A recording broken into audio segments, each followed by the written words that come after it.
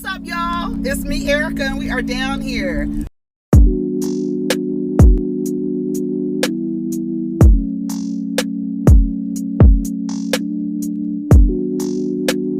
Peace, y'all. Take care of each other. Protect your energy.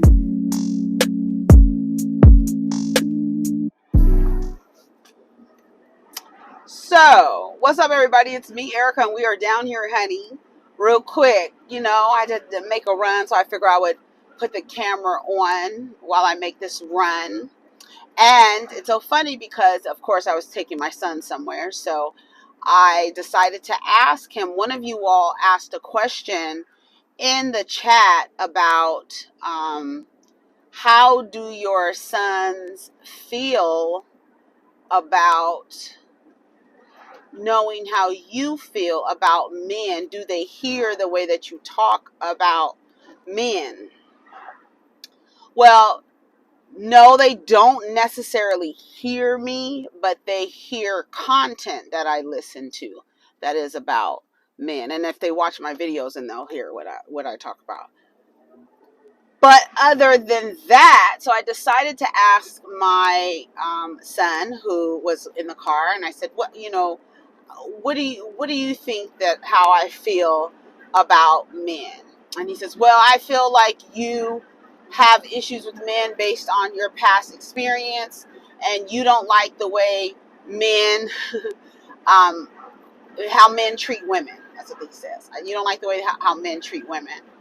And I asked him, I said, so what do you think about, the content that you see, the other content creators that I show? And he's like, yeah, I don't want to be like one of those guys. I think you show us that so we are not like those people. And that's the purpose of that. And then I asked him, I said, yeah, and I said, because, as you're growing up, I mentioned to him again, as you're growing up, that other boys that you're around, they have a different upbringing. And I said, what? And when you guys get out and start hanging around each other, you all are going to learn the same things about how to relate to girls. And he says, yeah, his friends now, they talk about how the girls change when they come around boys. They act different when they come around boys. And I said, how do you feel? I said, have you ever heard the word simp? And he said, yeah. And I said, well, what do you think that it means?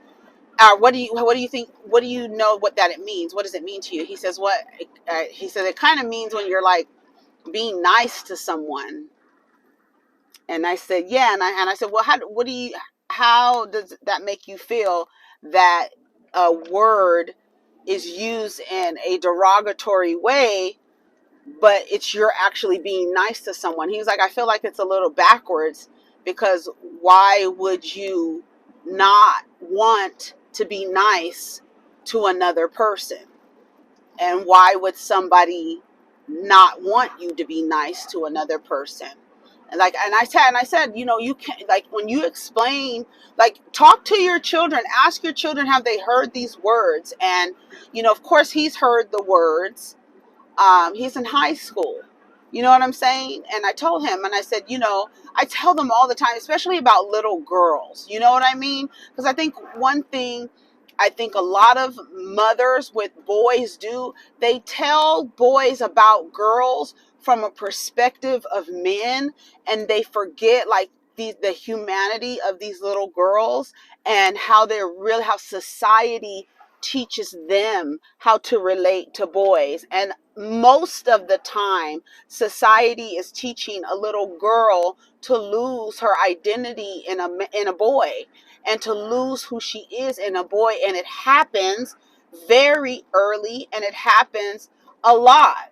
What's happening over here? All these cars around here. And like I said earlier on the video, you can hear the way that women speak about their lives when they say, oh, I lost myself and this and that, some kind of party or something. Oh, like probably for 420. The girls are out, honey. What's going on? I want to know. It's some type of party. It's some type of day party. It's, oh yeah, that's a lot of stuff going on back there. Anyway, so that's what I asked him, and then I had the camera going for a little while, and then he realized that the camera was on, and then he started acting silly, like, laughing and not really answering the questions. Because I asked him, I said, well, who has mommy had bad experiences with to make my view of men the way that it is? And he named off his father, my brother, and another relationship that he was able to witness me in. And he mentioned these people's names. And then he said, it not just me, he talked about other women. I said, what do you think about the examples that you see on the other content creator shows? And he was like, I don't want to be like those guys.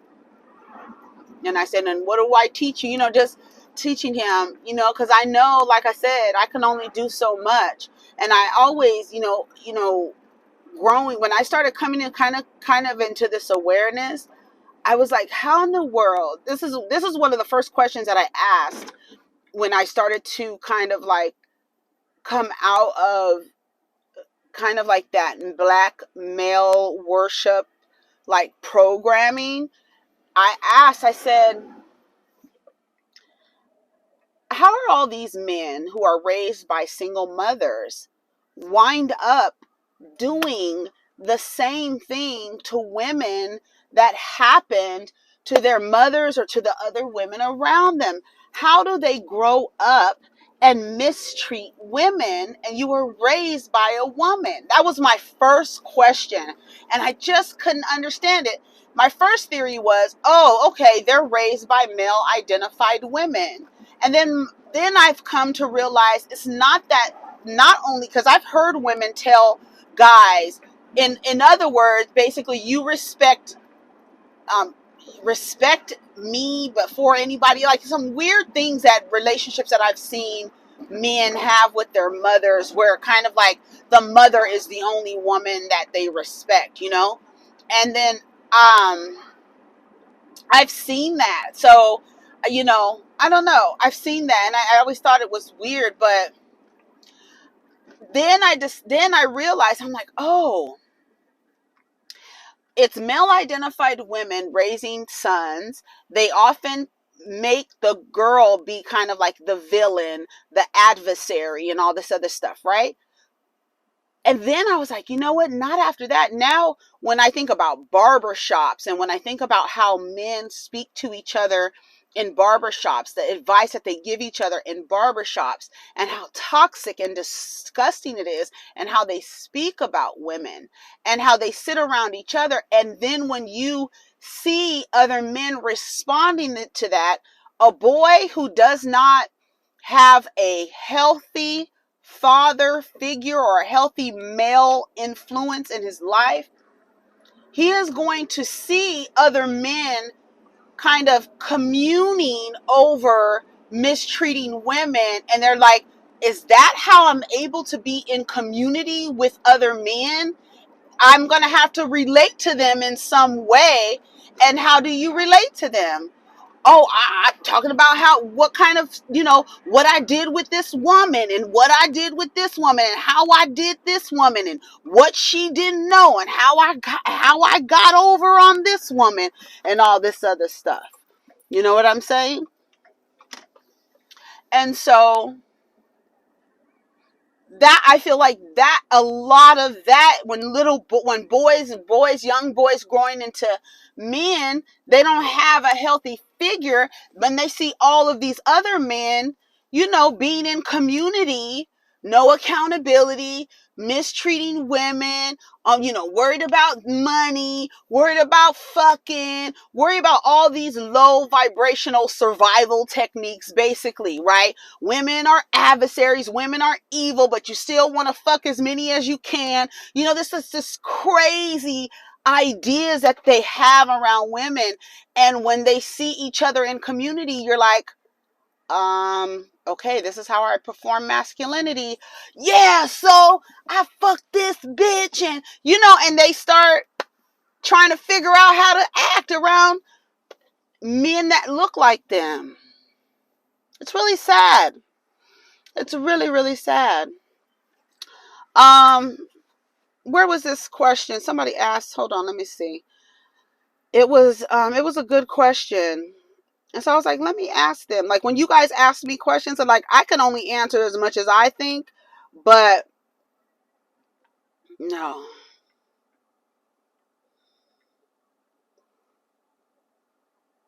Oh yeah, here it is. It says, with respect to your channel and based on your mention of your sons with the school scenario, which I get, how do you separate your teachings with your sons and your very strong thoughts and opinions about men on the daily? I watch you regularly and enjoy much of the content. Whether I agree or disagree doesn't change that on my end, but I have been curious on the specific topic and question for quite some time. Didn't know how to ask or even if I had the right to ask. With them getting older and becoming men themselves soon enough, how do they grow and maintain being good men based on what you say about men regularly? The things that I say about men on a regular are about men who misbehave in our society. So hopefully I don't ever have to have those words for them. Men in society misbehave on a regular. So when I'm talking about stories in pop culture, men are still mistreating women. So that is going to be a topic of conversation as long as these niggas is acting like this in our society. Hopefully, the words that I'm using to describe this poor behavior, hopefully I don't have to describe them like that one day. You know what I mean? And this, she says, do they hear you? How does one continue to feel good about being a man? Because what I am also teaching them, and what I told him is, your identity is your own.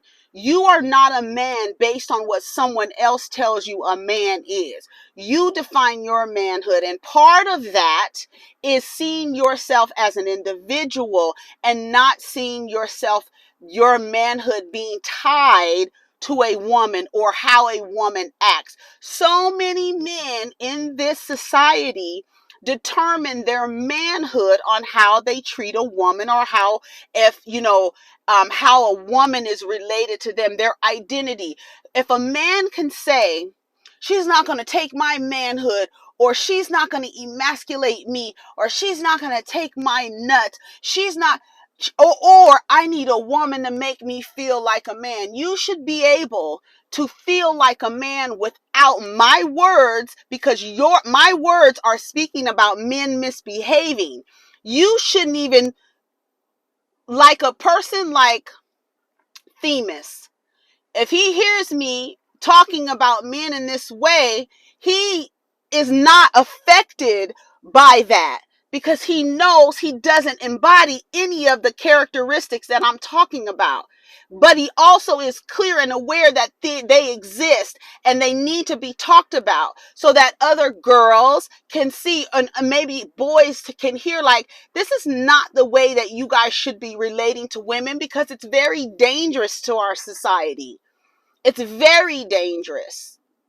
And how is it separated? Again, with much respect. Yeah, I love this question, because I'm sure a lot of people want to know, how in the world, like, I wonder how Malcolm X's white friends felt about him. Like, goddamn, I have friends who are non-black. How do they feel when I talk about non-black people and how they act towards black people? Are they offended? How do they separate that? Do they have an understanding, like, yes, that's them, it's not me, so I'm able to separate that? You understand what I'm saying?